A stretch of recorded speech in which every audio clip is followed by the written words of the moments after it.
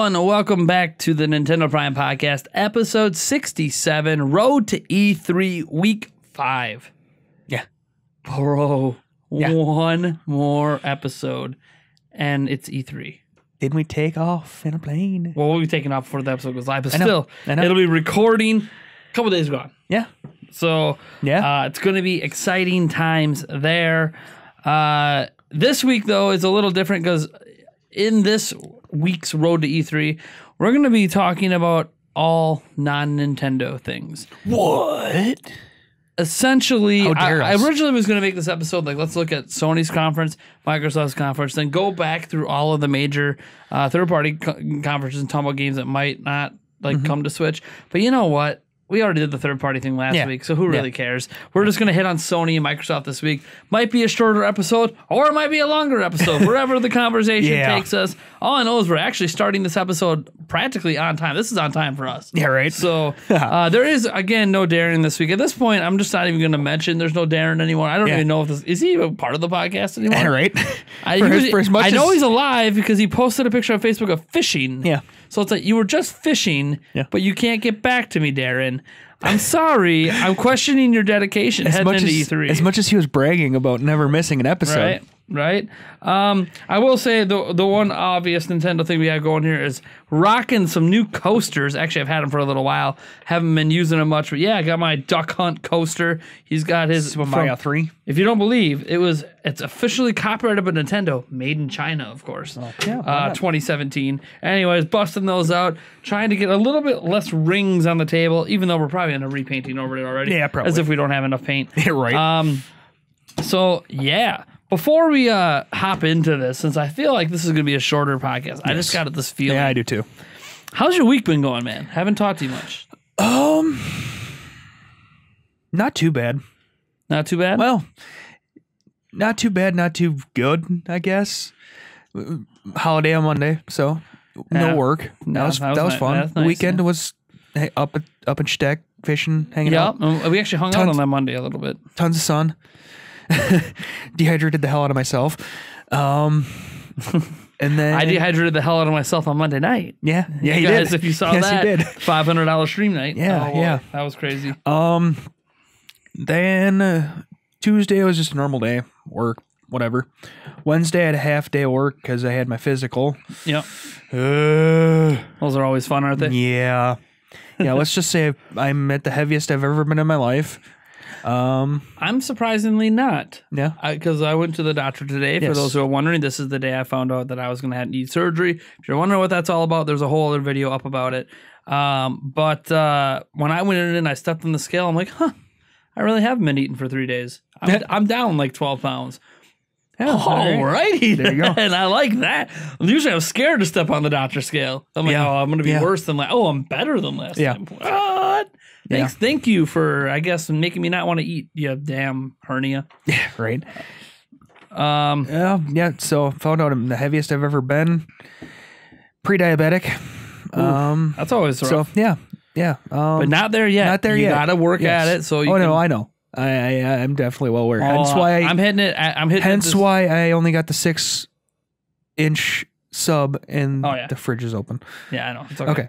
But yeah, no. Well, we'll work on that a little bit together this summer too, because obviously we need to work out. It's the work. Well, after July I can work out. Yeah. But beyond that, actually my diet has to change a little bit. Yeah. I can still eat pretty much whatever I want, but to help re-strengthen the wall in there, I have to have like more whole grains, super lean meat, stuff like that. Doesn't mean that I can't eat out ever. I have to cut back on that a little bit. I suppose you got to probably cut back on the spice a little bit for a little while. No, the first week it's like a liquid diet. Yeah. So I'm going to be like, by the time I'm back to normal 4 weeks later or close to normal, I probably would have dropped already 30, 40 pounds just between the surgery and the diet change that I had to recover. Yeah. But after that, we'll see what happens.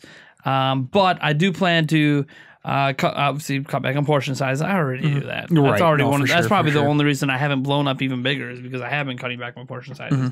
Like even when I make frozen pizzas now, I'm only eating half a pizza. For some of you guys, that might seem crazy. But it's like, dude, I used to down the whole thing. Oh, if not, we could easily do 2 in our heyday. When I was ordering in pizza, like Domino's, I'd eat the whole thing in one sitting. Now I'm like, I have 2-3 slices, save the rest. Like I've been making myself do that. However, there is a caveat now. Oh boy. Because I'm not going to be able to eat this kind of food once I have my surgery, pretty much for the next 2 weeks, all hands are off. I'm eating whatever the hell I fucking feel like. Yeah. And I'm going to drink whatever I feel like because everything's changing. Well, but I'm not going to go crazy. Basically, what I'm trying to tell myself E3 is we're good. When I'm in LA, I'm not going to give a crap and I'm going to do what I want because I just don't care because I'm only there once a year. Right. Or once every other year at this point. Yeah, right. So yeah, anyways, let's get into the actual podcast. Before we get into it, what's up? The camera is flickering, so I just wanted to... There's nothing I can do about it. We are aware that there's a glitch in the camera. I don't know what to tell you. My kids step on things, break things, and we do have a more professional grade camera we could be using, but we don't have the right cord to actually use it the way that we would want to for this. So, yeah. We'll figure it out eventually. Maybe someday. Sorry, I keep dreaming of the day when I could have a camera here, camera there, and then multiple angles and you can change it up. Not that we need multiple angles, there's only 2 of us. Right. Maybe someday there'll be 3 of us at this table. A 360 view. All right. Oh, yeah. Put a ceiling camera up and just spin it around. Anyways, folks, we do have a third member of the podcast pop in here. It's called The Fly. Oh, yeah. The giant fly that we can't get. We've been trying to kill. Anyways. Yeah, right. The first topic we're going to talk about actually deals with Sony. We're going to go Sony's press conference and Microsoft's press conference. The known games that are going to be at Sony's press conference for sure are Death Stranding, Kingdom Hearts 3, Dreams with... No, sorry, just Dreams. Just Dreams. The Last of Us Part 2, Spider-Man, and Street Fighter 5. And then the rumored games that might also appear there are Days Gone, Shenmue 3, and of course that Final Fantasy VII Remake that's been announced twice and has been 8 or 10 years and whatever. Yeah. Any of those games like stand out to you, excite you, and anything that piques your interest a little bit?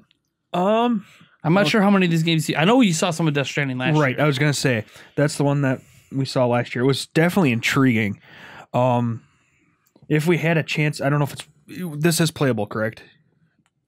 We don't know. These are just at the press conference. Okay. If it's playable, it would be interesting to kind of play it, but we'll see. Right. Especially if that new leaked list that came out is legit for what's playable, then we know, okay, there's only 9 games at the Nintendo booth. So then if we can get all 9 of those games done in the first day and a half, then we can kind of start going, okay, we'll try to see if there's any Switch games playable at these other booths, but if there's not, well, we're already there. Right. We might as well play something else. Right. Like, as an example, if we can't play NBA 2K 19 on Switch there, we can still play NBA 2K19. It just won't be on Switch, and we can still give some impressions for what the Switch version might be like, even though it won't be at 60 FPS. Right. So there's that. And just like FIFA 19, although playing the FIFA 19 version for other systems, they're supposedly FIFA 19 might be at the Nintendo booth. Yeah. So. Yeah, right. Kingdom Hearts 3 is always freaking fantastic. And they had that preview event and all that footage is out there now, and it's like, oh my gosh. The game looks gorgeous. I don't know if it controls the greatest, but God, does it look good. Yeah. I'm sorry. When you tell me Toy Story is like real and I can play in it, I'm sold. Right. Period. And I've never played a Kingdom Hearts game. Sue me. Yeah, right. I don't know how I've never played it since I love Disney so much. Heck, I played Epic Mickey and Epic Mickey 2, but I didn't play... Well, see, they were on Nintendo systems. Yeah, that's kind of the thing. Yeah, very true. Very true. Yeah, but wasn't Kingdom Hearts on a Nintendo system?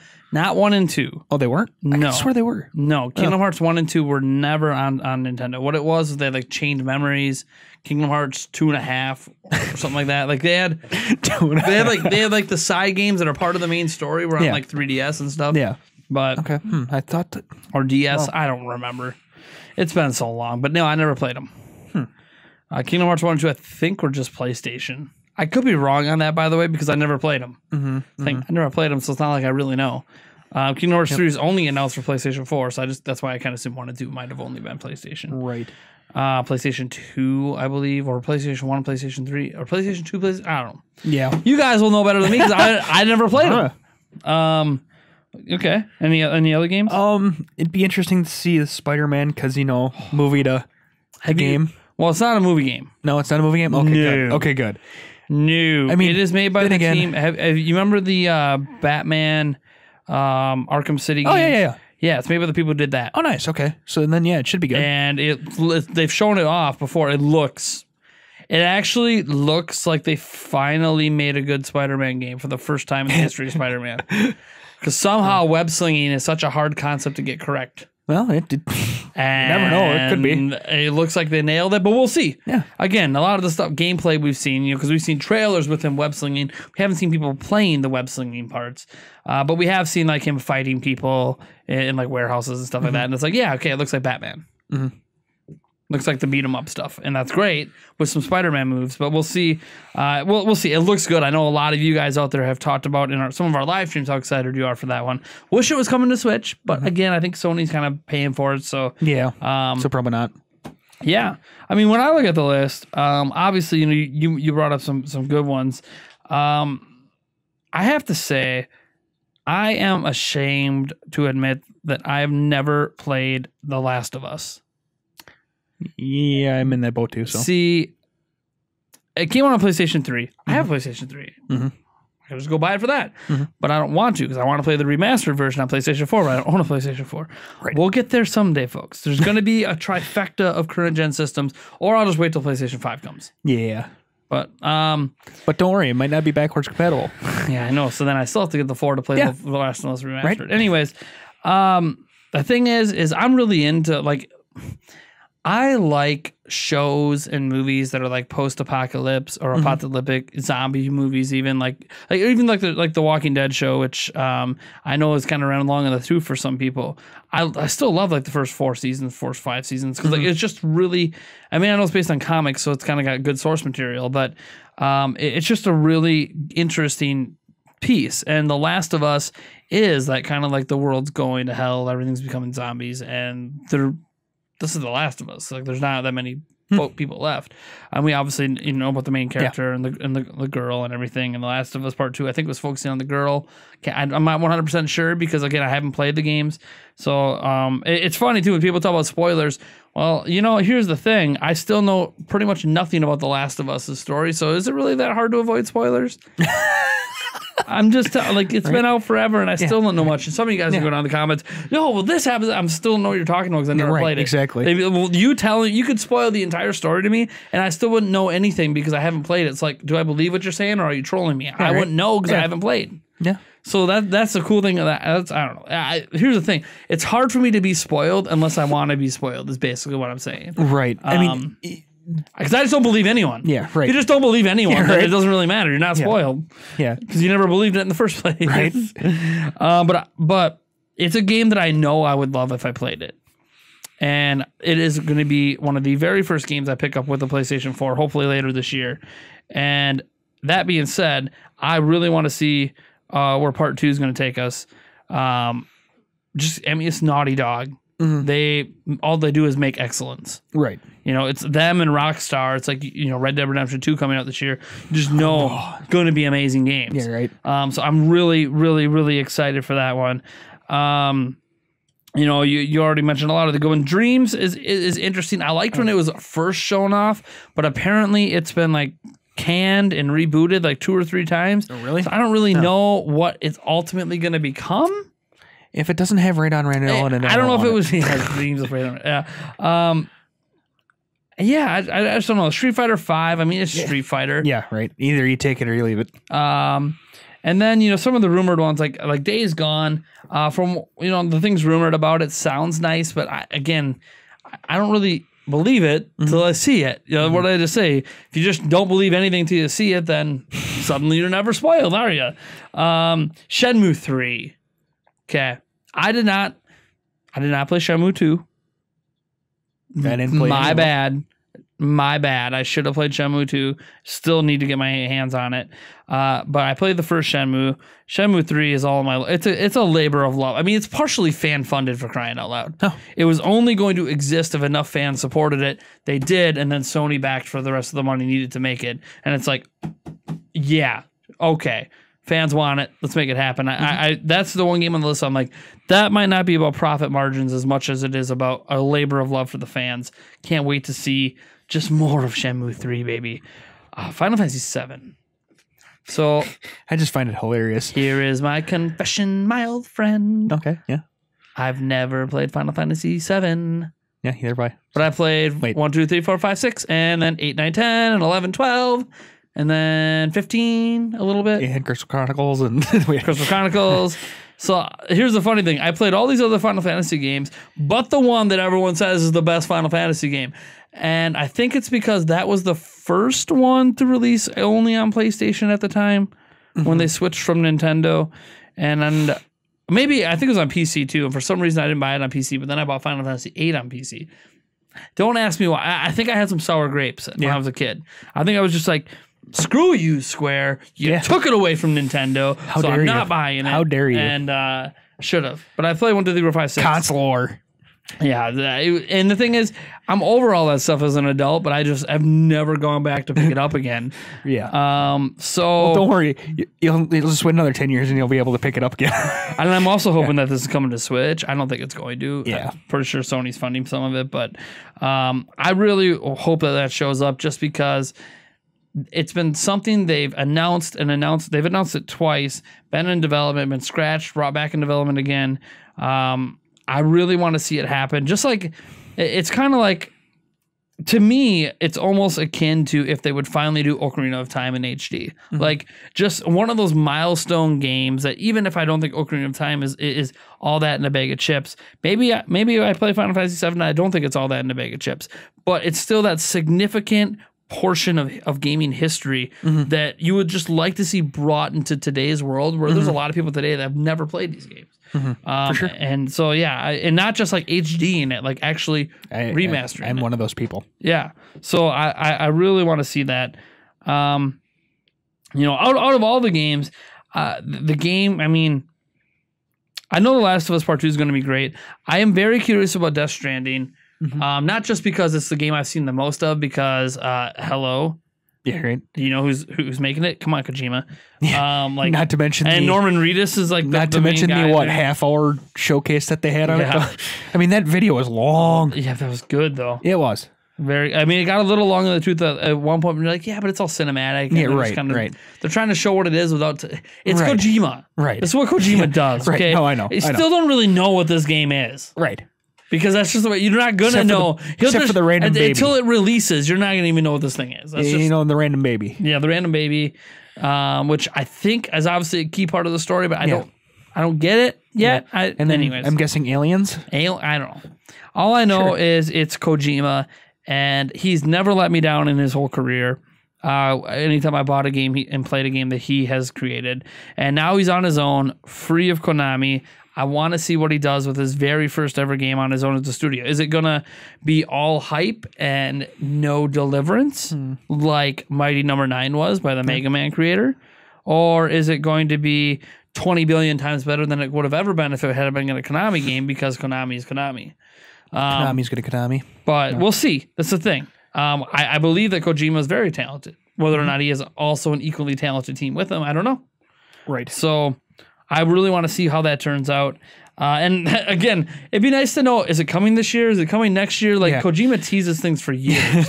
So, like, we could still be talking about Death Stranding at E3 next year and the year after and the year after. But it'll be a PlayStation 6 game by the time it releases, but it'll be at E3 every single year until then. And obviously, we know that's exclusive. By the time it releases, we'll have seen the whole game in cinematic. We'll have seen 8 hours of cutscenes. Right. Out of the total 50 hours of cutscenes for the final game or something. Love you, Kojima. I can't wait to. I have high hopes out of all the games at E3 that are not like a Nintendo game. Dude, Death Stranding. I have such high hopes for that. That is the game that, if I feel like it's living up to the hype, I will probably at least buy a used PlayStation 4 just to play it. Even though I want a Pro, it's fine.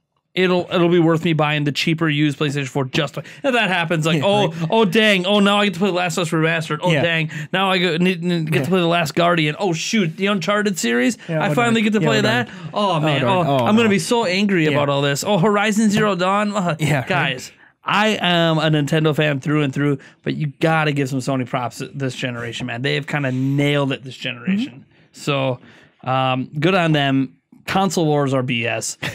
Seriously, there can be more than one great console out there. Fanboys. Well, there goes some subscribers. So speaking of console wars, the company that has been most kind of disliked in the console race this year, or really just overall this generation, has been Microsoft. And we're talking, of course, about Xbox One, Xbox One X now at this point, plus the Xbox One S. Yes, all confusing naming conventions. It's Microsoft. Although Nintendo had Wii U, so we really wanted to talk. Wii U. No, I know. Like DS, but the Wii kind of made sense. The Wii was fine. That's a new brand. Right. But like the Wii U after you just had like Wii Play and Wii Sports and Wii Draw, you Draw tablet. It was the Wii U Draw tablet? I don't know. Wii Draw tablet it just anyways, there were so many Wii blank accessories, Wii blank games. Like Wii U is just a terrible name. Right. Then you had like DS to 3D. Oh, 3DS. Oh, clever because it has 3D screens, but it's not a 3D DS. It's a brand new generation of hardware. So again, kind of confusing branding. It's just okay. So I can't really. Who are we to really complain about the branding? But besides, I don't think the branding is why it didn't work. What do you own? Fly. Oh, our third cast member. Oh, it's flying around. All right. Anyways, here's the funny thing. One of the things that Xbox has been most chastised for this generation is their lack of exclusive games. And by the way, when I say exclusive games, I'm not talking about the fact that, there's no Xbox-only games. They release them on PC. Microsoft is a PC company. Right. That doesn't bother me that they do that. Let's just talk about games that they're going to have on Xbox that are not on PlayStation 4, okay, or Switch. And the only game confirmed to be shown this year is Ooblets. Woo! That's it. One title. Yeah. One title confirmed. Ooblets. It's not like Nintendo where like the only confirmed title to be shown is Smash Bros. But it's Smash Bros. Yeah. Hey. Don't knock this game. And we know about other games coming. We know about Mario Tennis and like, so it's like in Metroid and Yoshi, like we know other games that are coming. So it's kind of like, hey man, this could be the best game ever. I'm sure it looks interesting. So I'm not gonna knock it. It's just that like that's the only title we know you're showing. I get where you're coming from. I just have to give you crap. There is some rumored titles, of course. One of them I think we'll probably most likely see because we've seen it before, and it was delayed from the launch of the Xbox One X, and of course talking about Crackdown 3. That is not confirmed to be at E3. However, it would be surprising if it wasn't because it originally was going to be an Xbox One X launch game, but it wasn't ready, so they delayed it. So if they're ever going to release it in this generation, it feels like it needs to be at this E3 to come out later this year as Microsoft's big game this year. Right. Is it holiday, you think? Maybe. It depends because one of their other rumor, that be too late. Well, one of their other rumor games is Gears of War 5. Yeah, so and that could be the big holiday. One of those. And this could be like the end of summer. Yeah. Or maybe they're going to double up the holiday, have one land in October, then one in November. I don't know. But yeah, those are like the two big ones, of course, that all Microsoft fans should be hoping show up is Gears of War 5 and Crackdown 3. And then they have Below, which looks admittedly like it could be a very interesting game. Need to see more of it. And then Ori and the Will of the Wisp. Again, if you guys remember Ori and the Blind Forest, kind of a follow up to that. And Ori and the Blind Forest is very good. So Ori and Will of the Wisp is kind of more of an indie title, but it looks very, very promising. The title in itself just makes me want to play the game. Oh, yeah. The Ori and the Blind Forest is really good. So Ori and the Will of the Wisp is probably going to be equally excellent. My big thing here, of course, is... By the way, what I should note, now that we're on our second topic, is out of both of these topics, we're not mentioning third-party games. We're talking about games that are going to be exclusive right now. We'll get into what games we might think might showcase for the third-party wise, because I feel like that's one thing, when it sounds like, man, Microsoft only has Ooblets and then maybe 4 other games. I'm like, yeah, but they're going to have Madden shown off there. There's going to be Call of Duty. There's going to be this. There's going to be a bunch games that are coming to the console that may not be within their booth. Because I got to remember, it's just like with Nintendo, like even if the 9 games are all they're going to have playable on the show floor, and if you're curious, I made a video about that already, what those 9 games are, it's still that they're going to show way more than 9 games off. That's just what they have playable. So, yeah, I think. Does any of those games excite you? Well, Crackdown 3 and you Gears are of a War Crackdown 5 fan. I know you're a Crackdown 5. I mean, I've only played the first one and half of it probably, but it's a fantastic game. You don't need to play 2. No, 2 is just didn't really live up to the promise of 1. Actually, no. You know what? I may have played a little bit of 2. Now that I think about it, I remember we played some 1 for sure. Yes, no, I know I've played 1 for sure, but I may have played a little bit of 2. Now that I think about it. Well, Crackdown 3, what has me excited is trying to be like Crackdown 1, but with completely destructible environments. Interesting. And it using cloud processing to pull that off. Interesting. Which also would technically mean it probably needs a constant online connection, and that might turn some people off, but it's an Xbox. You probably have it connected online all the time anyways. So... Yeah, but... Yeah. Well, that's the thing. Yeah. If it does... My thing is, if they stick to the cloud processing on the physics, if it does something that is beyond anything I've ever seen before physics-wise, then it's like, okay. Because Crackdown 3 was always like their proof of concept that their cloud computing can be used in addition to the power of the system to create something that is not possible on home consoles. Now, the thing that I would like to see them do is basically if there is an internet connection, use the cloud computing, but if you don't, then turn off the destructible environments and stuff like that so it doesn't... I don't know. So that way you don't... If you're in a place where you don't have an internet connection, it's not like probably don't own an Xbox. Play it. Like, let's say I take it up to the cabin. I don't have internet there, but I still want to play Crackdown. I can't, because if it needs an internet connection... Sure. I mean, it'd be nice to see them... But let's be real. You wouldn't bring it to your cabin. You just bring your Switch. Well, right, but... I'm just saying, you're creating a situation that's not real. No, I don't even have an Xbox One, so... I know. It's a hypothetical. I know. I know what you're saying. I hear you. It'd be nice it's one of those things where we would like to live in a world where if a largely single-player experience doesn't need an online connection.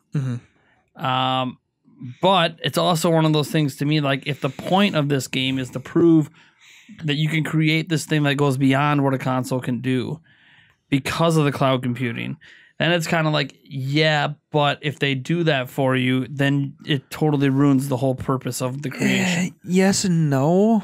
Well, it's like kind of like Splatoon 2. No, because you can play Splatoon 2 offline, but why would you? It's not. It defeats the purpose of Splatoon 2. And I know it's talking about a multiplayer game, but it's just like Crackdown 3. If the big purpose is that cloud computing enabling a game that isn't possible without it, then putting it in a situation where you can't use that cloud computing and still be able to play would make it a far lesser experience, to the point that you can obviously argue, well, it's obviously a lesser experience if you can't play it at all. Yeah, but at least when you do play it, you're always getting the best of the best experience. Right, but the thing is that there's... By the way, I'm just devil's advocating. No, I know. I think we don't know. Right. I haven't seen like how amazing this is supposed to be because of cloud computing yet. So the thing is we're talking about a small, probably a minor amount of cases where you're not going to have internet. Well, for Xbox. Right. But, so the fact that it's, then again, I mean, why would you put it for a small amount of cases? But, I mean, it's just something that I'd like to see. It was more common with 360 for a lot of people not to have it on the internet, but that was also the first time people started having internet, like high-speed internet. Yeah, actual internet. So like it was still one of those things where not everybody quite has it, so it's fine. Whereas Xbox One X was clearly built as a multimedia internet machine. Right. And I think that's okay. It's also, you know, if you want single-player experiences on the go, you get a PlayStation 4. You get a Switch. Switch for on the go, PlayStation 4, you want it at your cabin, whatever. Right. Or get internet at your cabin, damn it. But yeah, I don't know. I mean, I'm excited for Crackdown 3 just because it is supposed to be that proof of concept. Not just because I like Crackdown. I do like Crackdown. But that proof of concept is like... But also, you know, where I was going with that, sure, to bring it back around, is that there's so little cases that, you know, the proof of concept is still going to be there. With how many people are actually still connected to the internet, it's the proof of concept is going to be there no matter what.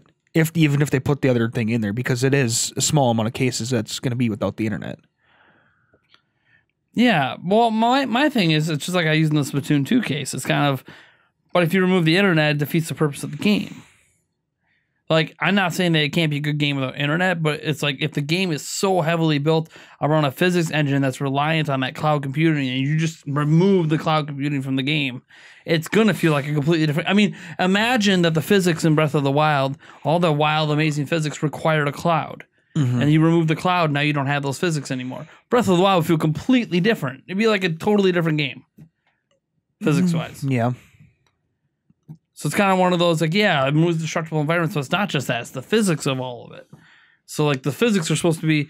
With the cloud computing, this is just Microsoft, by the way, that argued this. The cloud computing is supposed to enable physics that aren't possible with any single device. I mean... So, and the thing is, we just haven't seen enough of... We've seen teasers, we've seen... I brought up the destructible environment because that's how they initially showed it off, but that doesn't mean that's the only way. Well, right. And everything else we've seen of trailers from it have just been pre-scripted stuff. So, I really want to...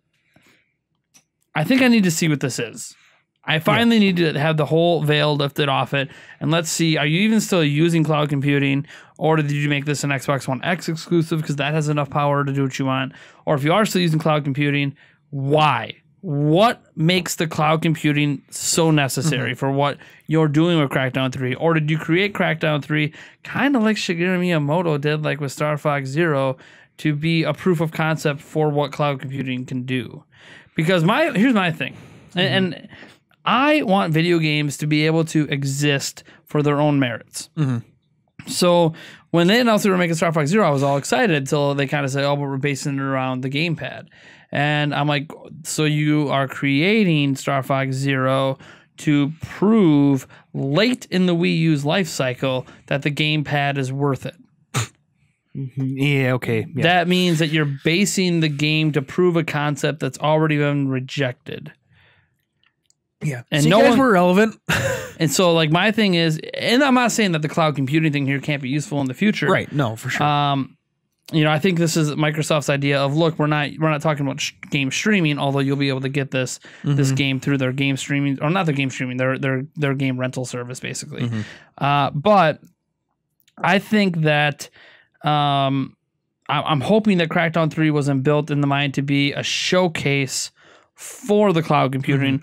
Rather, they wanted to use cloud computing. I'm hoping the people that were making Crackdown, love Crackdown, wanted to go with cloud computing because they believe it's going to enhance the game to their complete vision of what they want Crackdown to be. No. That's my hope. And if that's the case, then you definitely are not going to rip that out and give someone a chance to play it that's outside of the vision of the game. Now, if it's just a proof of concept, of course you could rip it out. Well, then that means that the game wasn't really ever built with it, and that actually probably means we have a less impressive game because the game probably isn't that good. It was built as a show. It was a Star Fox Zero. Yeah. It was a... And by the way, I don't think Star Fox Zero is a bad game. It's just I don't think it's as good as it could be because I think it was so focused on proving a concept of something rather than trying to be the best Star Fox game it possibly could be. That's just my opinion, of course. I don't know. I think we should ask them on what they think. Sure. I mean, well, yeah, always you guys could chime in because Crackdown 3 is obviously the game we're both most excited for.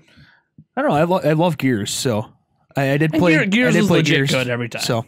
It's legit good every time. I think I stopped playing it 3? In the middle of 3. Yeah. So.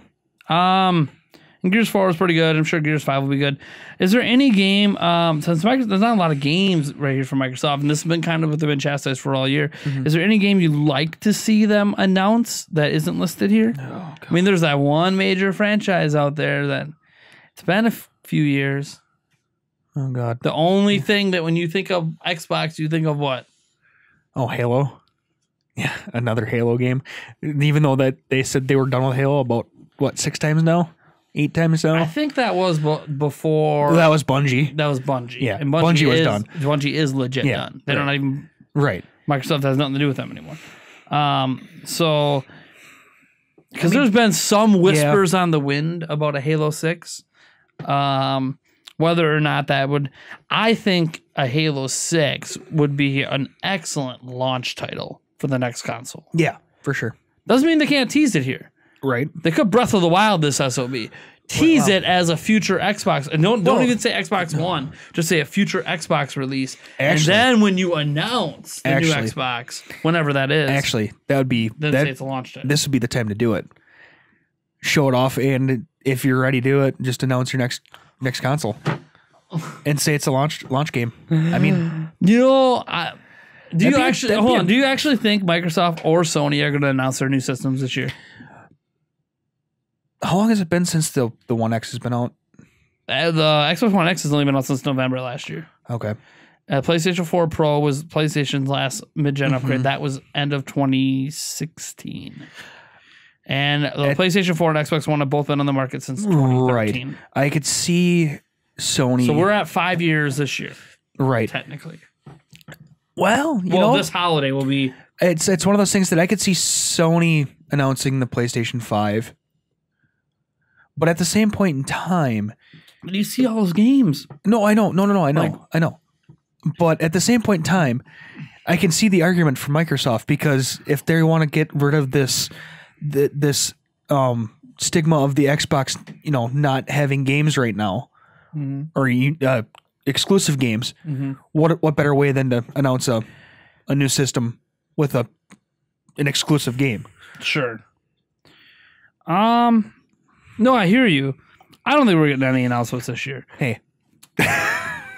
Well, you got to remember, Xbox One and PlayStation 4 were not even technically announced at E3. No, I know. They had their own announcement event and then a big blowout at E3. And I'm not saying that they're going to do that again, because who knows? They might change it up every console gen. Yeah. But I do think that next year, I think is the first year we'll finally see, okay, maybe they'll tease it next year and release in 2020, or release it holiday next year. Because then we're 6 years in. Sony's going to end it with a bunch of big games, just like they did in PlayStation 3. I mean, PlayStation 3 ended with like GTA 5 and The Last of Us in like the final year. Like, are you kidding? How do you end with two of the best games on the platform? And then you're saying, oh, by the way, go buy a new console the same year. Oh, you just played GTA a month ago? Now go buy a PlayStation 4. That isn't backwards. But it works. It sounds backwards to us. At least it sounds backwards to me, because I'm used to Nintendo, where they just abandoned. It's like the system doesn't even exist for the final year or two, and then they bring you a new platform. Whereas Sony's like, no, we're going to keep giving you great games up to the PlayStation 4, so you build trust that you should pick up this system day one, because we're going to keep bringing it all through the generation. Right. No. When reality is, what they did with PlayStation 4, they didn't really bring it at all for almost 2.5 years. Then they hit you hard, and now they're hitting you hard all the way through the laurels of the end of 3. So because this is the thing, it's an interesting strategy, because Nintendo hits you hard in the first 2.5 to 3 years, and then it gets really, really dry. Whereas PlayStation hits you really, really hard in the last 2.5 to 3 years, and then it's really dry for the first couple of years of the system. And it's like, which strategy is better? I don't know, because they both keep working. Yeah, right. I know as a gamer, I'd rather just never have a dry spell. Yeah, and what helps Sony's case is that they have 100% full third-party support. So that really fills in the gaps, whereas Nintendo doesn't. But I don't know. I mean, maybe Switch is the time when we'll finally not go years with no like AAA game coming out, because Nintendo didn't feel like making one or something. Thank you, Wii. And Wii U. Oh my gosh. Anyways. Cool. Well, I think I'm just looking at this. Is there any third-party games you think are going to get shown that you're excited for either of them? Because third-party games are always multi-plat, so they could be shown at one or both or whatever. I don't know. The only one I can really is Madden. Yeah, that's about the only one. Tap Sports Baseball? Sorry. I mean, what? No Red Dead Redemption 2, baby? Yeah. Oh, yeah. No, definitely. I know you're excited for that one, and that's probably will be shown again at one of these conferences. Whichever one has the marketing rights, they always have to pay for. Yeah. Just like the exclusive marketing rights for the first how long. You know what would be interesting?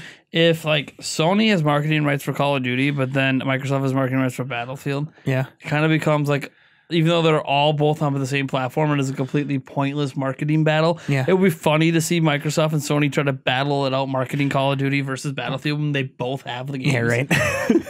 I think that would just be hilarious. Like just butt heads and duke it out in the marketing field for these games when it's completely irrelevant because everyone gets to play it. Yeah, I mean, there's that day one exclusive map pack that no one gives a crap about.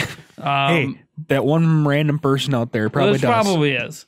The fanboys care. Yep, it gives them something to argue about. But our version of Call of Duty is better because we have that exclusive map on day one. You can't get till a week later. Right. You can't get till a week later. Woo. Oh, right. Jeez, it's too good. There goes some more subs. No, it's all right. It's all right. I'm talking. By the way, we're talking about games that don't even come to, to Switch. So I mean, more subs then. Anyways, I guess we'll just end this by tossing it out to you guys out there. What games are you most excited to see from Sony and Microsoft? We didn't even throw maybe there's a surprise game from Rare coming in. I know they just did Sea of Thieves, but you could develop more than one game at a time. That's like a thing that happens. Are you sure? Well, I don't know if Rare can. Are you sure? And there's a lot of people that don't like Sea of Thieves, so they think it doesn't matter if Rare can't make a good game or whatever. I happen to think Sea of Thieves is okay. It's people, I think, misunderstand what kind of game it is. It looks beautiful. Oh, well, yeah. There's no doubt it's gorgeous. Anyways, you guys let us know if there's any of these games you're excited for, any third-party games you want to see on these platforms. Yeah, I mean, I'm going to complete the trifecta hopefully later this year. God willing, everything goes well for me health-wise and money-wise and everything. But, all right, I think that's going to be it. As I said, it's probably going to be a shorter podcast because we're talking about stuff that we're not as knowledgeable about. So I'd rather kind of throw the conversation out at you guys and get it going. Heck, you guys light up our knowledge. Are there games we're missing on these lists that are supposed to be on here that are rumored or are known to be coming? Games that hey, did we misspeak on some games? Right. Let us know. Yeah. These are the companies that we pay attention to because we pay attention to the whole industry. Right. But we're not like Hawkeye news for Sony like we are for Nintendo. Right. Right. Like I could tell you the financial results for Nintendo's sales of games in Japan and the UK and the last MPD report off the top of my head. I can't tell you anything about what Sony and Xbox did. I can't. So because I don't pay enough attention because that's not what we do here. I do honestly have to throw the caveat in here. Remember, we are recording this on a Thursday before the Monday comes out. So anything in between, you got to throw the caveat in there. All right. Be sure to join us on our next episode, which can you believe it? It lands on the Monday before E3. And it is the betting special, which we will note when we record it. We're going to put down the day and time it started because the EA stuff and a bunch of third-party conferences do happen over that weekend. Not a bunch. I think there's one other besides EA. So some of our bets might be answered before you even get to the betting special, but you will know that we have recorded it beforehand, so you know that hey, we just already have some points. Well, nothing's finals until after E3. Because we might even have bets for what's going to be shown at the Treehouse, which that always sucks because just like last time for the Treehouse, we had to go back through all of the Treehouse footage. Yay! That was fun. Yay! That's what I want to do with my time. Yep. It's okay. I like watching the Treehouse footage anyways. Yeah. Plus, I'm going to be reporting on news and having conversations. And I feel like even when we go hands-on with the games, we should still see what the Treehouse said, interviews, etc., to formulate our conversations better. Right. But yeah, maybe I'll have one of our moderators who plans to watch all of the Treehouse footage go through and timestamp it for us. So we know this is when they did Mario Tennis. This is when they did Smash. That way, if we say we got Smash stuff day one, be like, okay, so we know we're going to talk about Smash today. So we're going to get our footage out and then let's have a conversation about it. And let's make sure we see what Treehouse and everyone else said about it. So we have the full picture. But all right, folks, that's going to be it. I am Nathaniel Rufflegans from Nintendo Prime, and you are Eric Moore. And you can catch him on Twitter at emo8790. You can find me at Ninty Prime or at Nate Jans. Just follow the Ninty Prime one. That's all that really matters. You can also follow us on Facebook at facebook.com/Nintendo Prime. Subscribe to us, like our channel if you like it. Go support this particular show. Yes, this one you're watching right now, the one that you have wasted, an hour or so of your time watching. You can go support this show at patreon.com/Nintendo Prime for as little as $1 a month. $5 a month gets early audio access. $10 a month gets you the live podcast, basically a live recording of what we're doing. No editing, no nothing. You see all the craziness before, a little bit of craziness after. Maybe a little bit of sometimes you stand up and maybe you get a little hip reveal. I don't know if you like that hip action. Scandalous. I don't know.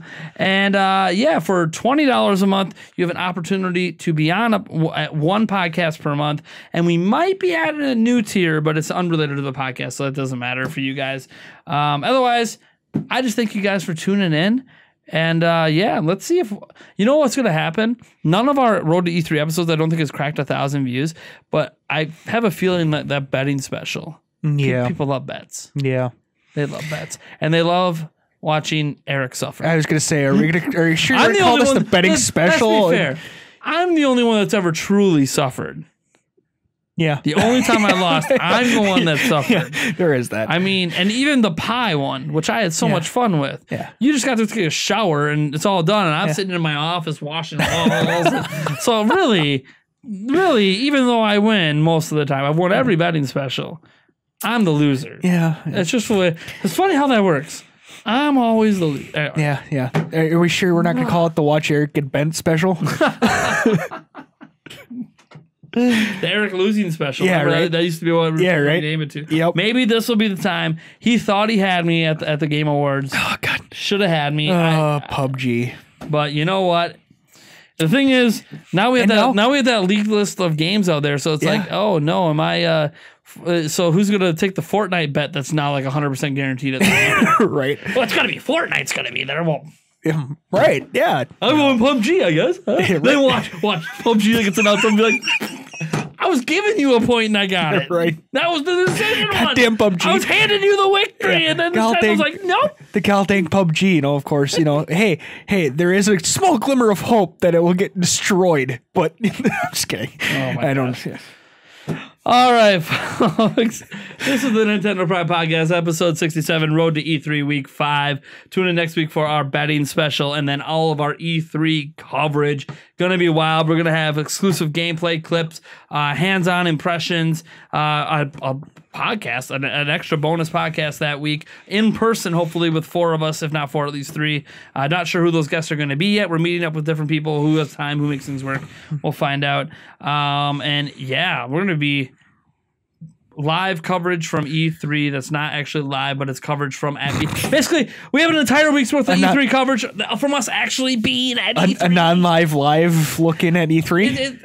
How do you do you guys have suggestions for how I advertise it? Because I'm always like, yeah, live coverage from E3, but we're not really live. But what it is we have coverage from E3 itself. We're actually going to be at E3 covering it. Mm-hmm. But what do you call that coverage? On site? On-site coverage of E3? That sounds like kind of lame. Yeah, kind of. It's not epic. I mean, by the way, if we can pull it off, we are going to attempt to have some live stream discussions with you guys, Q&As and all that stuff, if it works out for us. We don't know if it's going to work out for us because we haven't got to the internet yet to test it out. Yay! Including the day that it comes out, the day that the Road to E3 Week 6 podcast comes out. That's the Monday. I plan to, once I think the Sony conference is done, do a Q&A thing with that. Because then we don't have any videos to upload. But we'll see. We'll see what happens. Maybe I'll be live streaming all day because we can somehow get that to work. The hotel claims that, I'm not talking about high-speed internet. Everyone thinks 1 megabyte high-speed internet. So, but they claim to have the fastest hotel internet in LA. But that might just mean it's 2 megabytes per second. It's dial up. All right, folks. We'll catch you next week. Now, one other thing before we Eric, that we could possibly cut out. That we could possibly cut out. I'm just gonna question you. Should we throw it to them on our punishment again? Yes. Okay. Folks, anyone who's made it to the end of the podcast, you have the right and the privilege to give punishment suggestions down in the comments, of course, on what should happen to the loser of the betting special. Now, we would prefer if it was something that could be done while we're out in LA. If it's not, and it's something we have to do when we get back here, that's fine as well. If you want it to be a live stream stand-up comedy or something. Oh, God. I'm just throwing ideas out that I have, but those are my ideas. Yeah. And I like to collaborate a little bit on these ideas because otherwise it just seems like it's a setup. Right. Oh, geez, it's almost like I planned for Eric to lose every time. Right? Yeah. All right, folks. We'll catch you next time.